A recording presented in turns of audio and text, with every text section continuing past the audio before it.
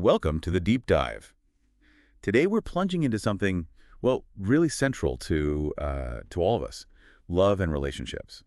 It's where we look for so much happiness, isn't it? But let's be honest, it's often where things get tricky, challenging, Yeah. sometimes even painful. Yeah, that's absolutely right. We spend so much energy trying to build those joyful connections, find that sense of belonging. And it makes sense. I mean, connection, love, it's fundamental. Definitely. So today we're diving into The Two Truths About Love by Jason B. Fischer and Sabrina Kindle. And this isn't just, another self-help book. It feels more like a whole philosophy. It really does. A different way of operating. Yeah. And this deep dive, it's kind of a shortcut to understanding these, well, pretty surprising principles that can genuinely change all your relationships, not just romantic ones. Yeah. And crucially, help ease suffering. Right. So our mission today is to really unpack these two core truths. They sound simple: give permission and take responsibility. Simple, but maybe not easy. Exactly. Deceptively simple. But they offer a totally different way to think about life, about relationships. And the goal is to give you some real practical tools to build those amazing connections you want. And the impact can be, well, pretty immediate. Yeah. The authors kick off with this incredible story. A client, right? She's in a trial separation. Yeah, marriage was really strained, lots of conflict. And she starts applying these principles just for like 2 sessions. Yeah. And then, boom, after using these tools in a conversation with her husband, she gets this text. The text said, "I love you, and I want to give our marriage another chance." Imagine getting that. Tears of joy, apparently. Yeah. It just shows you the kind of immediate, profound shift that's possible here. It really does highlight how quickly things can turn around. Yeah. And speaking of shifts, let's tackle a big one. This idea that relationships are 50-50. Right, we all hear that. It takes two, meet me halfway. But the book throws that out. It puts forward this, well, pretty extraordinary idea. You have 99% control in every relationship. 99%. Whoa. Okay, that sounds like a lot of pressure, doesn't it?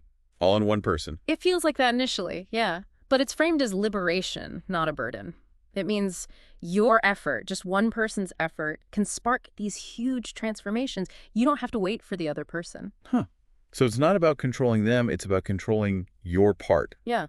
Which is almost everything. Exactly. How you relate changes things. And that creates a ripple effect. They relate differently to you than they relate differently to others. It's this expanding wave of hopefully more joy, more connection. I like how they put it. You are the entire solution. It really brings it back to you. Which leads right into the next big idea. If you have that 99% control, then, well, your joy is your job. Okay, that sounds a bit selfish. Maybe. My joy is my job. I get why it sounds that way, but the argument is it's the opposite. It's actually generous. How so? Taking care of my own joy helps them. Precisely. 2 big benefits. 1, you feel better, more ease, more satisfaction. Obvious enough. Yeah. But 2, and this is huge, you free them. You lift that massive weight off their shoulders, the burden of feeling like they have to make you happy. Ah, okay. I see that. When you feel responsible for someone else's mood all the time, yeah, that's exhausting. It creates strain. Exactly. This way prevents that feeling of inadequacy, that pressure. It allows for a more compassionate, freer way of being together. Makes sense.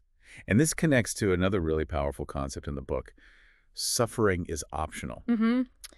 A lot of us just kind of assume suffering is part of the deal. Life throws curveballs, we suffer. That's how it is. Yeah, you feel that sometimes, don't you? That underlying friction in relationships, those pointless arguments, that sense that things could be better, but maybe they can't. The book uses this brilliant Zen story about the 2 arrows. Oh yeah, tell us about that. So imagine a warrior. He gets shot by an arrow. Ouch. That's the first arrow, the external event. An illness, a breakup, losing your job, something happens to you. Okay. Painful, but maybe unavoidable. Right. But then what does the warrior do? He pulls it out, but then he starts beating himself up. Why me? I'm so stupid. I should have known better. Blaming himself, judging himself. That's the second arrow, the one he shoots himself. And that's where most of the suffering comes from. The self-inflicted kind. So feeling lonely on Valentine's Day, that's the first arrow, maybe. But telling yourself you're unlovable because of it. That's the second arrow. Gaining weight, first arrow. Constantly berating yourself for it, second arrow. Chronic illness first. Endless despair and judgment about it, second. Wow. Okay. So we have the power to just not shoot the second arrow. That's the core message. We have a right not to suffer, a desire not to suffer, and crucially, the ability not to suffer. This deep dive is about finding that ability. Okay, so we've got this foundation, this shift in thinking. How do we actually start doing this? The first big tool is the art of giving permission. What does that even mean, giving permission? At its heart, it's about stopping your own suffering.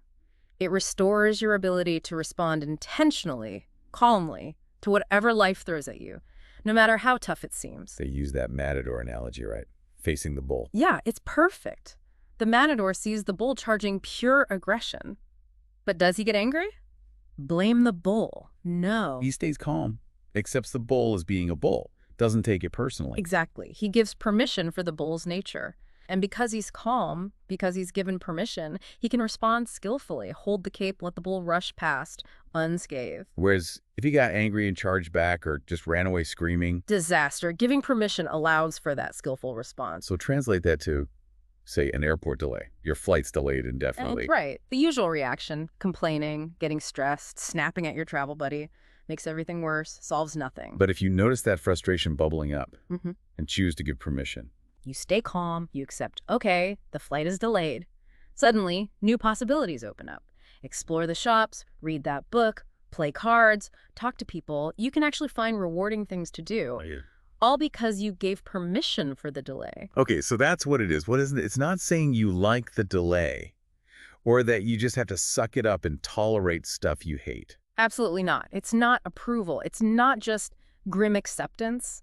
And it's definitely not about just shutting up and ignoring problems. It's like the example of the partner leaving clothes on the floor. Exactly. If you just silently give permission, but you're actually seething inside, that resentment builds. Then one day you just explode, all right? Put your clothes in the hamper, damn it. Yeah, it's not helpful. Yeah. So giving permission is more about managing your internal state so you can address the issue constructively later. Precisely. It's about avoiding what the book calls acting out.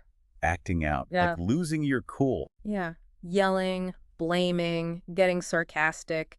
It shows you're outside your emotional comfort zone. And it damages trust, pushes people away because you're basically saying, you're wrong, you're inadequate. The mom in the paint spill example really drove that home for me. Oh, yeah, that's a great one. Kid spills paint, mom freaks out, yells. Maybe the kid learns not to spill paint, but at what cost? Creates fear, distance, damages the connection. Right. But if the mom acts in, takes a breath, gives permission for the spill, okay, accidents happen, then calmly explains why it's important to be careful, and they clean it up together. Totally different outcome. Closeness, learning, Yeah. relationship intact, Yeah. responding from choice, not just reacting. Exactly. Which leads to the idea that judging is really the opposite of giving permission. Every time we suffer, it's because we're judging something as bad or wrong. Even like a tiger jumping out. That's a judgment. Fundamentally, yes. You judge it's bad to be eaten. But in relationships, it's the acting out on judgments that causes harm. Nobody likes feeling judged. It makes people defensive, distant. So the solution is notice the judgment, let it go, choose permission instead. Yes. That transforms the reaction, allows you to move towards change calmly, constructively. Okay, now this next part feels radical. The embrace of 100% or 0%. True intimacy means knowing someone embraces you completely. Thoughts, feelings, actions, everything. No judgment. It's a profound idea, isn't it? The book argues that in truly extraordinary relationships, you have two choices. Embrace the person 100% exactly as they are right now, or 0%. Opt out. Leave the relationship. Because if you can't fully embrace them, staying and constantly wishing they were different is actually unkind. It causes pain. Wow. So leaving can be an act of kindness. Unless it's like your parents, kids, or yourself, then it's always 100% embrace. That's the framework, yes. And here's the paradox again. Giving permission, this 100% embrace, is actually the most effective way to inspire change. When someone feels fully accepted, they feel safer, more open to evolving. They don't need to change for you, which ironically makes change more likely. Okay, so how do we actually practice this? They break it down into 5 steps, right? Yeah. The art of giving permission. Yep, 5 practical steps. First, recognize. Just notice that emotional discomfort, that feeling of resistance, irritation, anger. It's like seeing that fork in the trail reaction or presence. Got it. Notice the feeling. Second. Pause. Just stop. Don't react immediately. Create that tiny bit of space. Like taking a breath before you speak, which is step 3. Step 3, breathe. Simple, powerful, centers you, brings you back to the present. Okay. Recognize. Pause. breathe. Step 4. Understand. This is where the ABCs come in. 3 lenses to view the situation with compassion. Right. ABFA is for Abilities. Everyone is acting based on their current abilities, knowledge, skills. Your partner's glued to fantasy football when you want to connect. That reflects his current ability to engage. Best effort. Assume everyone is always doing the best they can with the resources they have in that moment. Your partner takes a work call right after getting home. She's doing her best to juggle things. This one's often the most helpful. Freedom. Everyone has the freedom to choose their own path, make their own decisions. Your friend can't give you a ride. She's exercising her freedom to manage her own life. And that's okay. abilities, best effort, freedom. Okay. And the final step. Step 5. Give permission. Find your own words. This is okay. I give permission for this. It is what it is, whatever works for you. And remember that kicker. The more you detest something, the greater incentive you have to give permission. Exactly. Because fighting reality only causes you pain. Permission unlocks your power to actually create change. Accepting what is lets you move toward what you want. Okay, so giving permission sets the sails, gets us moving. Now we need to steer. That's the wisdom of taking responsibility. Perfect analogy. Permission is the sails. Responsibility is the rudder and helm. You need both to get where you want to go. So first part of responsibility, taking responsibility for your emotions. This feels big. Challenging that idea that people or things make us feel a certain way. It is big. Like the rain example. Are you wet because of the rain? Or because you chose not to use an umbrella or seek shelter? Or the Dalai Lama example. Yeah. Someone insults him, he probably just laughs. Someone insults me, maybe not the same reaction. Right. The external event is the same. The internal reaction is different. The book argues your reaction is caused by your thoughts, your judgments. And if you cause it, you can change it. That requires what they call internal friendship, right? Yeah. And healthy attachment. Yes. Strong internal friendship, that self-reliance, self-compassion builds confidence. It stops you from forming those unhealthy, rigid attachments. Like being tied to an elephant with a metal rod. Exactly. Elephant bolts, you get dragged along, terrified. That's rigid attachment driven by fear, neediness, limits everyone's freedom, kills intimacy. But healthy attachment is like a mile-long rope. Yeah. The elephant moves, you can stay put. You're connected but not controlled. You have choice. Like Sabrina and her husband checking in regularly, do we still choose this? That fosters healthy, chosen attachment. Which leads to this idea, you can be independently joyful. Your happiness doesn't have to depend on someone else. Right. You have 4 choices, really. Joyful in a relationship. Joyful alone. Suffer in a relationship. Suffer alone. And the key takeaway, fear is never a good reason to stay if you're suffering. You can find joy whether you're with someone or not. How do you build that independent joy? They say, plug into multiple outlets. Yeah, don't put all your eggs in one basket emotionally. Yeah. Don't rely on just one relationship for your entire sense of well-being. That's too much pressure. So cultivate friendships, family ties, hobbies, meaningful work. Exactly. Diversify your energy sources. Like having multiple plugs for an appliance. One gets pulled, you still run fine. It makes you more autonomous, less fearful in your main relationship. It's like that foraging for joy helps everyone idea. The hunter-gatherer village. Yes. Everyone goes out, finds food, brings it back to share. When that client's wife pursued her own interests, she wasn't being selfish. She was bringing back nourishing berries of joy that enriched the whole marriage. Love that. Okay, so responsibility for emotions. Next is communication. Taking responsibility for your communications. And this is huge because, as the book states simply, relationship is communication. It's the lifeblood. And there are 5 principles for doing this responsibly. First one, calm. Right. Adults drive better than children. Communicate like a calm adult, not a reactive kid. And early communication is easy communication. Address things before they fester. Exactly. Don't let that resentment build up like with the clothes on the floor. Giving permission helps you stay calm so you can communicate early and effectively. Okay, calm. Second principle. Objectivity. Speak in language that is inarguably true. Use maybe to soften judgments. I am lazy or maybe I'm not. Create space. And the big one. There are no needs. Unless it's like air or water. Right. Saying, I need you to listen isn't strictly true. It raises the stakes, creates pressure, potential suffering. So replace need with want or don't want. I want to go to the gym. I want you to listen. Much less loaded. More about choice. Exactly. Same logic applies to there are no shoulds. Move from obligation to desire. Calm. Objectivity. Third. Neutrality. Neither aggressive nor defensive. Aggression always harms the relationship, pushes people away. And defensiveness. See it as a signal to give permission. Yeah. The other person is just sharing their reality, their perspective. It's information about them, not an attack on you. Stay open, receptive. Okay. Fourth principle. Inquiry. Ask real questions. Questions open doors to conversation. Not fake questions like, what were you thinking? Right. Genuine questions like, help me understand why you feel that way, or you'd like us to connect more in the evenings. Curiosity builds intimacy, guides towards solutions. Know yourself, know others. Calm. Objectivity, neutrality, inquiry. And the fifth. Cooperativeness. Work together. Allies, not enemies. Instead of arguing at the complaint, ask, help me understand why you think I complain. Shifts it to joint problem solving. Focus on the present, not hashing out the past. Makes sense. And finally, taking responsibility for your choices. Yes. Like the coffee spill. Blaming the cup, the barista, the traffic. Pointless. Realizing you made choices, maybe not securing the lid properly, dissolves the anger and empowers you to choose differently next time. This links to that idea. Everyone gets to do what they want, which sounds chaotic. But the argument is, if people truly acted on their deepest wants for fulfillment, for connection, not just fleeting pleasure, it would lead to paradise, not anarchy. Because deep down, we want good things. So communicate your wants clearly. I want X, not you need to do X. It's generous because it offers information without obligation. Exactly. And ask about willingness. Are you willing to do the dishes? Respects their freedom, invites genuine choice, builds trust. And if they give less than you want, like your partner isn't as affectionate as you'd like. Assume they're giving 100% of what they're capable of giving right now. Then collaborate. What's getting in the way? Like the couple where affection returned after one partner quit smoking.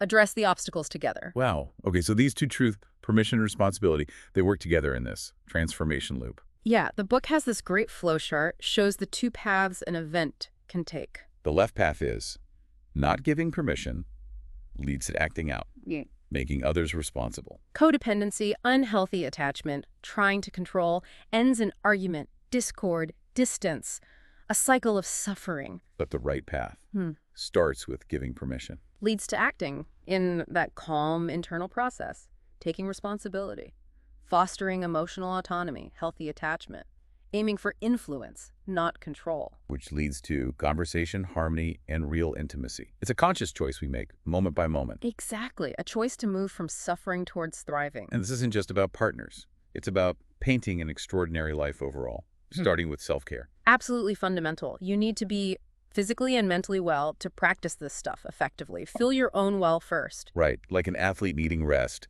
And then embrace the power of okay. Yes, their favorite word. It just embodies giving permission. Someone throws something negative at you, you'll regret this. You just respond, okay. Takes all the power out of it. Keeps you centered, calm, uninjured, lets you handle things gracefully. Totally disarming. Then there's that tricky one. Lying is okay. Which doesn't mean go ahead and lie. No, it means understand that lies are symptoms. Symptoms of fear, of mistrust. The way to build trust isn't to punish lies, but to create an environment where telling the truth feels safe. Makes sense? And love without suffering.